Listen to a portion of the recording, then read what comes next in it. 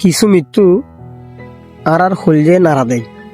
এটা মেজে সবচেয়ে আজ মর্মান্তিক যে নাড়ার রাঙ্গুনিয়ে ইসাহালি মেজে করছি আসলে যার গেই তে হইতে পারে বাল্টির ভিতর গো বাচ্চে ফরি মারা গিয়ে মৃত্যু ব্যাগুন রোগ দিয়ে নিশ্চিত, তবে এলে মৃত্যু মানিল অনদর।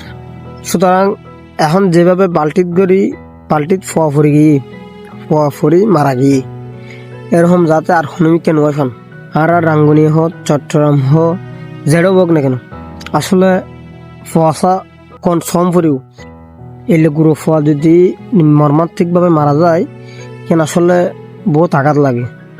এলে যদি মর্মান্তিক ঘটনা ঘটে খুবই খারাপ লাগে। আল্লাহ তাআলা তার পরিবারের যদি তৌফিক দান করুক। তবে এই সমস্ত এই বাল্টিত ফানি তারপর এই ফৈরুতুন তারপর সাদুত বাচ্চা ক্যাঙ্গুরুডের ইহনুতুন আর তো সচেতন ভরিও একখান ঘটনা অনুপরে আর তো সচেতন ভরিও দে এলে যাতে আর কোনোদিন কোনো জায়গাত এলে ঘটনা নয়।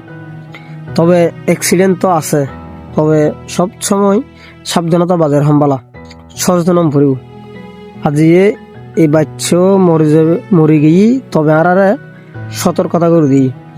আর এলাকাত গুরু ফোয়াশা আছে, বাড়িঘাটাত গুরু ফোয়াশা আছে, আত্মীয় স্বজন গুরু ফোয়াশা আছে, ভ্যাগুন একখানা ক্লিয়ারলি সচেতন ভরিও দে বাল্টিত করে এলে কোনোদিন ফাইলা হান যেত না, যেহেতু গুরু ফোয়াবে বুঝেন না।